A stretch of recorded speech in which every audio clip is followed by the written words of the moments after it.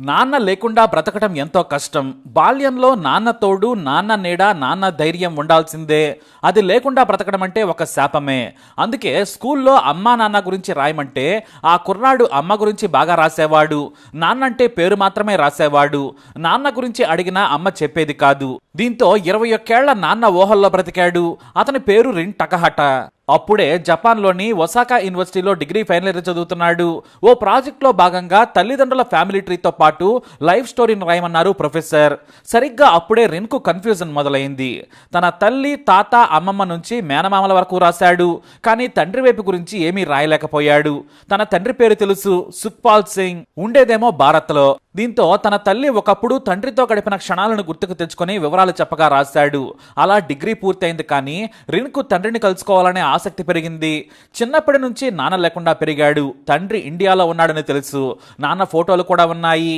అమ్మా నాన్నతో కలిసి దిగిన ఫోటోలు పుట్టినప్పటివి ఉన్నాయి. ఆ ఫోటోలు చూసుకుంటూ ఉండేవాడు.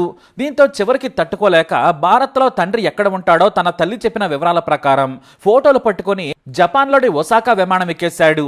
ఢిల్లీలో దిగి ఆ తర్వాత అమృత్సర్ చేరుకున్నాడు రిన్. తన తండ్రి పేరు తెలుసు, వీధి కూడా తల్లి చెప్పింది. కానీ 20 ఏళ్ల తర్వాత అక్కడే ఉంటున్నాడన్న గ్యారంటీ మాత్రం లేదు. వేరే చోటకి మారిపోవచ్చు. ఒకవేళ తన ప్రయత్నం విఫలమవుతుందా అని భయపడ్డాడు. అయినా సరే తండ్రిని కలుసుకోవాలని రిన్ అమృత్సర్లో దిగాడు. సరిగ్గా గోల్డెన్ టెంపుల్కు 2 కిలోమీటర్ల దూరంలో ఓ ల్యాండ్ మార్క్ చెప్పింది తల్లి. ఆ ప్రాంతంలోని వీధిలో 5వ ఇల్లు అని కూడా చెప్పింది. దీంతో రిన్ సరిగ్గా ల్యాండ్ మార్క్ చెప్పిన చోటుకి వచ్చాడు. కానీ అక్కడ ల్యాండ్ మార్క్ లేదు, పెద్ద భవనం మీద ఉంది. దీంతో అక్కడున్న వారిని అడిగాడు. ఇక్కడ కొన్నేళ్ల క్రితం ఓ పెద్ద పాత బిల్డింగ్ ఉండేది. విశాలంగా ఉన్న భవనం ఏమైందని తన తల్లి, తండ్రి దిగిన ఫోటోను చూపించాడు. పాత తరం వాళ్ళు దానిని గుర్తించి దాని స్థానంలో ఇదిగో ఈ కమర్షియల్ బిల్డింగ్స్ వచ్చాయని చూపించారు. సరే, ఇతను ఎక్కడున్నాడని అడ్రస్ అడగ్గా వాళ్ళు ఓ వీధిని చూపించారు. సరిగ్గా ఇల్లు దగ్గరకు వెళ్ళాడు రిన్. కానీ అక్కడ తన తండ్రి సుఖ్పాల్ సింగ్ లేడు. ఎవరో కొత్త వారున్నారు. తాను సుఖ్పాల్ను కలుసుకునేందుకు జపాన్ నుంచి వచ్చానని చెప్పాడు రిన్. దీంతో ఆ ఇంట్లో ఉన్న వ్యక్తి తన స్నేహితులకు కాల్ చేశాడు. సుఖ్పాల్ కోసం జపాన్ నుంచి వచ్చాడని చెప్పారు. వారు సుఖ్పాల్ ఇంటి అడ్రస్ చెప్పుకొచ్చారు. అమృత్సర్ అవుట్స్కట్ లో ప్రశాంతంగా తన గ్రామంలో ఇల్లు కట్టుకున్నాడు సుఖ్పాల్. ఆ అడ్రస్ పట్టుకుని వెళ్లిపోయాడు రిన్. దారిలో సుఖ్పాల్ ఇల్లు ఎక్కడ అంటే ఓ వ్యక్తి చూపించాడు. గేటు తీసుకుని లోపలికి వెళ్ళాడు రిన్. తన తండ్రిని 21 ఏళ్ల తర్వాత కలుసుకుంటున్నానని తెగ సంతోషపడుతూ ఉన్నాడు. కానీ అప్పుడే మరో భయం. తనను తండ్రి స్వీకరిస్తాడా లేదా కోపంతో వెళ్ళగొడతాడా అనే కంగారు కూడా ఉంది. తన తండ్రికి పెళ్ళై ఉండొచ్చు, పిల్లలు కూడా ఉండొచ్చని రిన్కి చెమటలు పడుతూ ఉన్నాయి. అలాగే వెళ్లి కాలింగ్ బెల్ నొక్కేశాడు. ఇల్లు కొత్తగానే ఉంది. కాసేపటికే ఓ అమ్మాయి డోర్ తీసింది. ఎవరు కావాలని అడిగింది. సుఖ్పాల్ సింగ్ కావాలని చెప్పాడు రింగ్. మరి మీరెవరంటే నేను అతని కొడుకునని చెప్పగానే ఆ అమ్మాయి షాక్ అయిపోయింది. వెంటనే తన తండ్రిని పిలిచింది. సుఖ్పాల్ వచ్చి రాగానే ఎవరు కావాలన్నాడు. నేను రిన్ టకటహ, జపాన్ నుంచి వస్తున్నాను అని జేబులో నుంచి ఫోటోలు చూపించాడు. ఆ ఫోటోలు చూపిస్తూ నేనే రిన్ అని తండ్రి చేతిలో ఆ ఫోటోలు పెట్టాడు. అంతే, సుఖ్పాల్కు ఒక్కసారిగా గుండె ఆగినంత పనైపోయింది. గట్టిగా రిన్ని హత్తుకున్నాడు. తనివి తీరా 21 ఏళ్ల కొడుకుని హత్తుకుని ఏడ్చేశాడు సుఖ్పాల్. ఇటు కొడుకు రిన్ కూడా ఏడ్చాడు. నా కోసం వచ్చినందుకు థ్యాంక్స్ అంటూ కొడుకును పదే పదే హత్తుకుని మురిసిపోయాడు సుఖ్పాల్. అప్పుడే నీ చెల్లెలంటూ అవిలనాను పరిచయం చేశాడు. నీ పిన్ని అంటూ భార్యను కూడా పరిచయం చేశాడు. అయితే తనకు అన్నయ్య ఉన్నాడని తెలుసు, కానీ ఇలా వస్తాడనుకోలేదని అవిలన కూడా సంతోషించింది. ఇటు సుఖ్పాల్ భార్య కూడా ఎంతో ప్రేమగా రిన్నును దగ్గరకు తీసుకుంది. సరిగ్గా రక్షాబంధన్ రోజే ఇంటికి వచ్చిన తన అన్నయ్యకు పరుగున బయటకు వెళ్లి రాఖీ తెచ్చి కట్టింది అవిలన. అందరూ ఎంతో సంతోషించారు. తన కొడుకును బంధువులందరికీ ఇంటికి తీసుకెళ్లి గర్వంగా పరిచయం చేశాడు సుఖ్పాల్.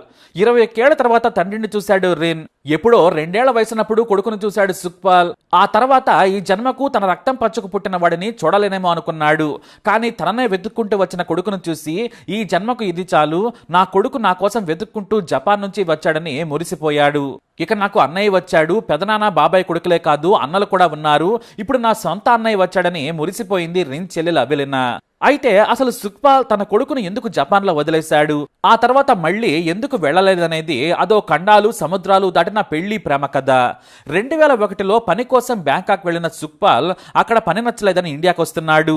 సరిగ్గా ఎయిర్పోర్ట్ లో ఇండియా వస్తున్న సచియో టకహటా పరిచయమైంది. ఆమె వయసు 21 ఏళ్లు, అంటే సరిగ్గా ఇప్పుడు రిన్ వయసు అంతన్నమాట. తాను తాజ్ మహల్ చూసేందుకు జపాన్ నుంచి ఇండియా వస్తున్నాను, బ్యాంకాక్ లో 3 రోజులు గడిపాను, ఇండియాలో జపాన్ చూడాలనేది నా డ్రీమ్ అని చెప్పింది. అలా ఇద్దరు మాట్లాడుకున్నారు. అయితే మీరు తాజ్ మహల్ చూడండి, నాతో వస్తే మీకు భారత్ పాకిస్తాన్ వాఘా బార్డర్ తో పాటు గోల్డెన్ టెంపుల్ కూడా చూపిస్తాను, ఎందుకంటే నేను ఉండేది అమృత్సర్ లోనే, మా ఇంట్లోనే ఉండొచ్చని చెప్పాడు. మీకు నచ్చినన్ని రోజులు ఉండొచ్చన్నాడు. సుఖ్పాల్ వయసు కూడా చిన్నదే, 25 ఏళ్లుంటాయంతే. అతని మాట మీద నమ్మకం కలిగింది. ఆ తర్వాత ఇద్దరూ తెలియకుండానే ప్రేమలో పడ్డారు. అమృత్సర్ వచ్చిన తర్వాత సుఖ్పాల్ ఇంట్లోనే గడిపింది సచియా. దాదాపు 25 రోజులు వారింట్లోనే ఉంది, ఎందుకంటే సుఖ్పాల్ను వదిలి వెళ్లలేక.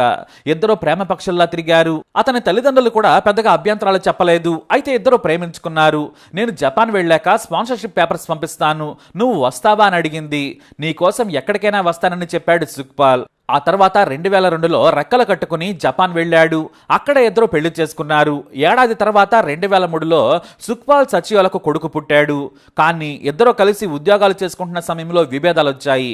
దీంతో తనతో పాటు ఇండియా వస్తే హాయిగా చూసుకుంటానని చెప్పాడు సుఖ్పాల్, కానీ తను రానని చెప్పింది. దీంతో గొడవపడి భారత్ వచ్చేశాడు సుఖ్పాల్. కానీ దూరమైన తర్వాత తన భర్త మీద మళ్లీ ప్రేమ పుట్టడంతో కొడుకుతో పాటు భారత్ వచ్చేసింది సచియో.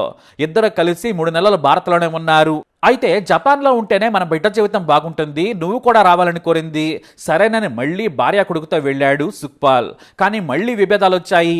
సంపాదనతో పాటు కల్చరల్ డిఫరెన్సెస్ కూడా వచ్చాయి. దీంతో ఇక ఇద్దరు కలిసి ఒక నిర్ణయానికి వచ్చారు, మనం కలిసి ఉండలేం, విడాకులు తీసుకుందామని నిర్ణయం తీసుకున్నారు. అయితే తన కొడుకుని తీసుకెళ్తానని సుఖ్పాల్ అడగగా తాను ఒప్పుకోనని చెప్పింది. ఇక్కడే నా కొడుకు బాగుంటాడని చెప్పుకొచ్చింది. ఇక చేసేది లేక విడాకులు తీసుకుని భారత్ వచ్చేశాడు. ఆ తర్వాత కోపంతో భార్యతో కూడా మాట్లాడలేదు. కొడుకు దూరమయ్యాడు. చాలా ఏళ్లు తన కొడుకుని మరిచిపోలేకపోయాడు సుఖ్పాల్.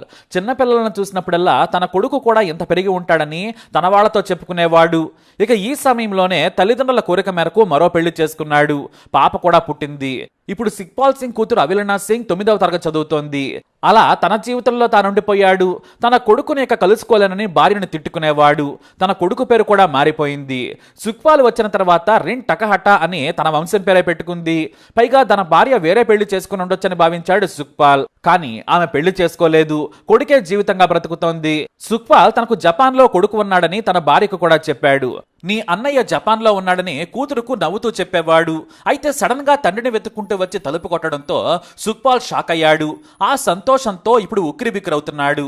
తన పోలికలు తల్లి పోలికలతో కలిసి పుట్టాడని చెప్పుకుంటున్నాడు సుఖ్పాల్. అమృత్సర్లోని గోల్డెన్ టెంపుల్ కు తీసుకెళ్లి రోజు ప్రార్థనలు కూడా చేయిస్తున్నాడు.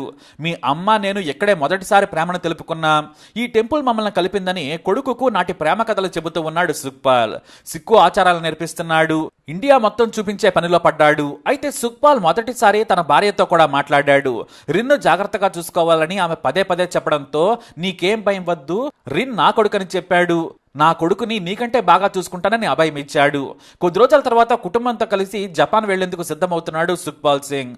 నా కొడుకు నా కూతురు వీళ్లే కదా నా లోకం, వాళ్ళు ఎక్కడ ఉంటే నా జీవితం అక్కడే అంటూ ఖుషి అయిపోతున్నాడు. కలిసి వచ్చే కాలానికి నడిచొచ్చే కొడుకంటే ఇదే కావచ్చని అందరూ సుఖ్పాల్ సంతోషాన్ని పంచుకుంటున్నారు. అలా 20 ఏళ్ల తర్వాత కొడుకు తండ్రి కోసం వెతుక్కుంటూ వెళ్లిన కథ ఇది. మరి ఈ స్టోరీపై మీ అభిప్రాయాన్ని కమెంట్ ద్వారా తెలియజేయండి. వీడియోని లైక్ చేయండి, షేర్ చేయండి, మా ఛానల్ని సబ్స్క్రైబ్ చేసుకోండి.